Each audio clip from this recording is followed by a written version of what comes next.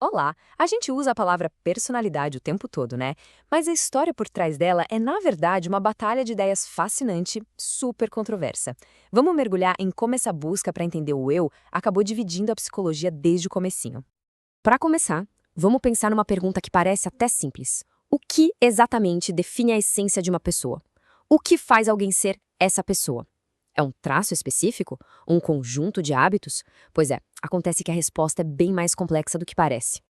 E essa complexidade toda já começa na própria palavra. No dia a dia, no senso comum, personalidade pode ser só um traço, tipo, fulano é tímido.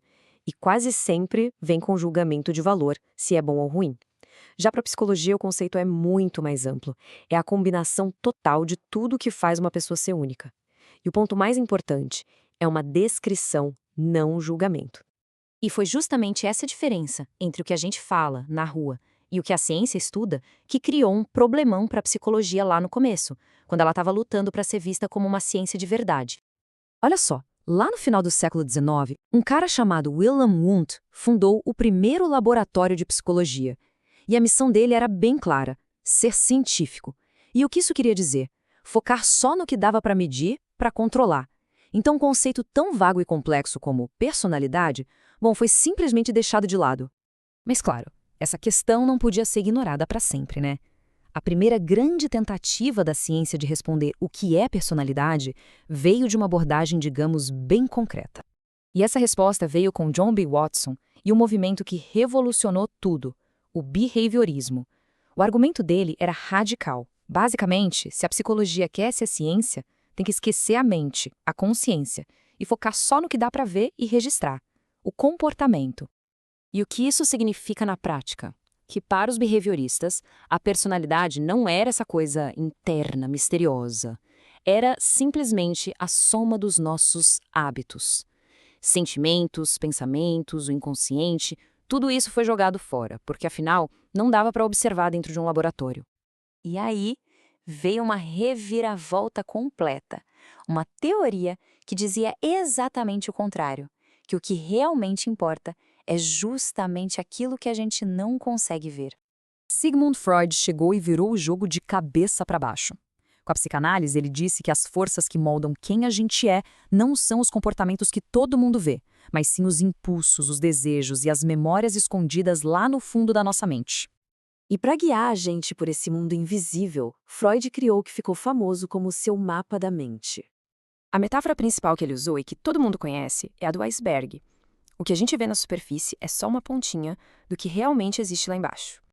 Essa pontinha do iceberg, a parte que está fora da água, é o consciente.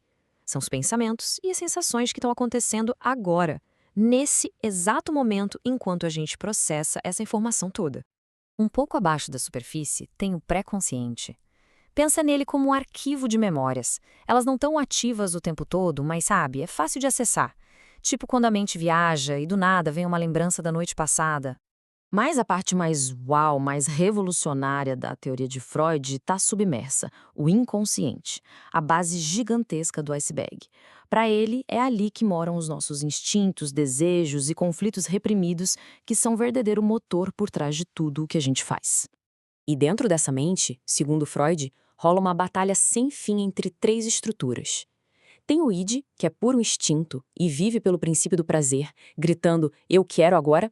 Aí tem o superego, a nossa consciência moral, que rebate com "você não deveria". E no meio desse fogo cruzado, está o ego, o mestre da razão, que fica ali tentando equilibrar os desejos do id com as regras do superego e, claro, com a realidade do mundo. O ego fica, como a fonte mesmo diz, esmagado entre essas duas forças. E é desse confronto direto que nasce a ansiedade. Essa briga de gigantes entre o observável do behaviorismo e o invisível da psicanálise marcou o começo de tudo. Mas como é que a psicologia saiu desse impasse para se tornar a ciência que a gente conhece hoje? Essa linha do tempo aqui mostra a jornada bem direitinho. Primeiro, lá em 1879, o tema da personalidade é totalmente evitado. Depois, no início dos anos 1900, explode o grande debate entre behaviorismo e psicanálise. E foi só lá nos anos 30 que Gordon Allport deu o passo final e formalizou a personalidade como um campo de estudo legítimo.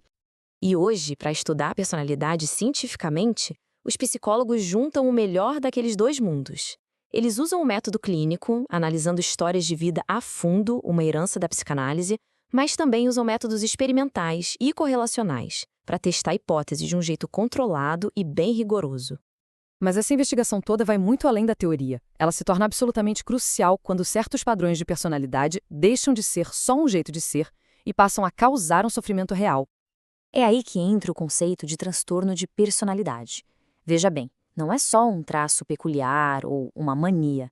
É um padrão rígido que não se adapta e que causa uma angústia e prejuízos muito reais na vida da pessoa e de quem convive com ela.